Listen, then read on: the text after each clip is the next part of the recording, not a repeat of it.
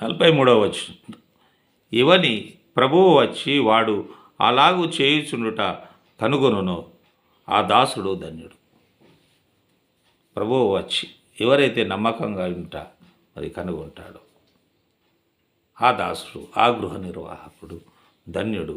అతడు తన కలిగిన దాని అంతటి మీద, దాని ఏదైతే కలిగిన ఉంటుందో అతనికి దాని అంతటి మీద మరి ఇంకా ఉంచుతాను అని మీతో నిజంగా చెప్పుచున్నాను. కానీ కలిగిన దాని అంతటి మీద దాన్ని ఉంచునని మీతో నిశ్చయంగా చెప్పుచున్నాను. మరి దేవుని యొక్క గృహమును మరి సరిగ్గా నిర్వహించకపోతే ఏమవుతుంది? వాడు కనిపెట్టని దినములలోనూ ఎరుగని గడియలోనూ ఆ దాసుని వచ్చి నరికించి అపనమ్మకస్తుల్లో వానికి పాలు నియమించు. యజమానుడు ఎప్పుడు వస్తాడో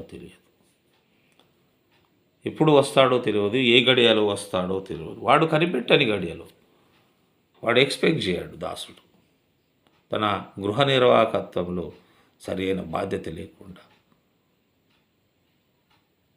ఉంటూ తన ఇష్టం వచ్చినట్టు ప్రవర్తిస్తున్న సమయంలో మరి వాడు కనిపెట్టని సమయంలో మరి యజమానుడు వస్తాడు, ప్రభు వస్తాడు.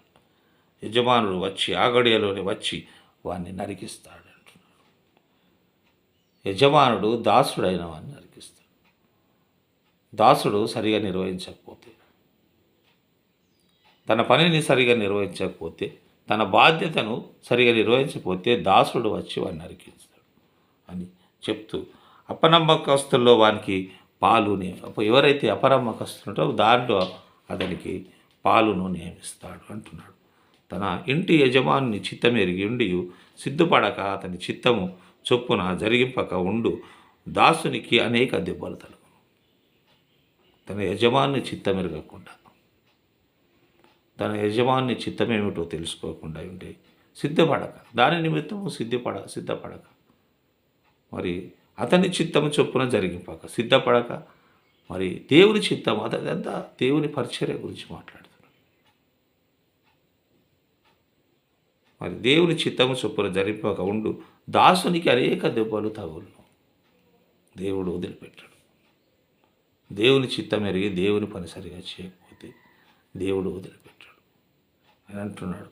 అనేక దెబ్బలు తగులును. కాబట్టి దేవుని నిర్వాహకత్వమును జాగ్రత్తగా మరి నమ్మకంగా నిర్వహించండి. దేవుడు ఎప్పుడు వస్తాడో తెలియదు, వచ్చి ఎలా శిక్షిస్తాడో తెలియదు. కాబట్టి దేవుని గృహ నిర్వాహకత్వమును జాగ్రత్తగా నమ్మకంగా మనము నిర్వహించాలి. అనేకులకు దేవుని గృహములను కట్టేవారంగా మనం ఉండాలి. చక్కని వాక్యంతో వారిని బ్రతికించే వాక్యంతో బాధ్యతను నిర్వహించాలి. గృహ నిర్వాహకత్వంలో ఉండవలసిన బాధ్యత. విశ్వాసులకు మంచి వాక్యమును అందించాలి, మంచి బోధన చేయాలి, వారిని బలపరచాలి. వాక్యం ద్వారా వారిని బలపరచాలి. క్రీస్తు అనే పునాది మీద అందరం కట్టబడిన వారమే. ఈ యొక్క పునాది మీద అందరము కట్టబడిన అందుచేత మరి క్రీస్తు అనే గృహమును మంచి గృహమును మనము కట్టేవారుగా ఉండాలి. క్రైస్తవుల యొక్క బాధ్యత. క్రీస్తు గృహాలను ఎంత మట్టుకు కడుతున్నాం, వాక్యాన్ని ఎంత మట్టుకు మనం అందిస్తున్నాం, ఎంత మట్టుకు న్యాయం చేస్తున్నాం ఇది ప్రశ్నించుకోవాలి. మంచి గృహమును కట్టేవారంగా, క్రీస్తు గృహాలను మనం కట్టేవారంగా, ఈ పునాది మీద మనమంతా కట్టబడిన వారం కాబట్టి ఇంకా మనం క్రీస్తు గృహాలను మనము కట్టేవారంగా ఉండాలి. దేవుని గృహాలను కాపాడే గృహ నిర్వాహకుడుగా ఉండాలి. దేవుని గృహాలను కాపాడే గృహ నిర్వాహకుడు ఆ బాధ్యత. దేవుని గృహాలను కాపాడే గృహ నిర్వాహకుడుగా ఉండాలి.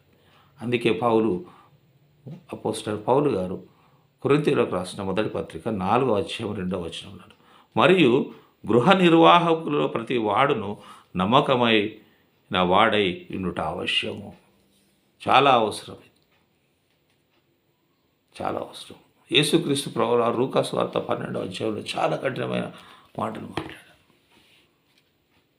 యజమానుడు దాసుడు అని ఆయన ఎగ్జాంపుల్గా చెప్పుతూ చాలా మాట్లాడారు. యజమానుడు ఇచ్చిన బాధ్యతను నీవు నిర్వహించకపోతే నీకు ఏమవుతుందో, ఏ గతి పడుతుందో ఆయన బోధించారు.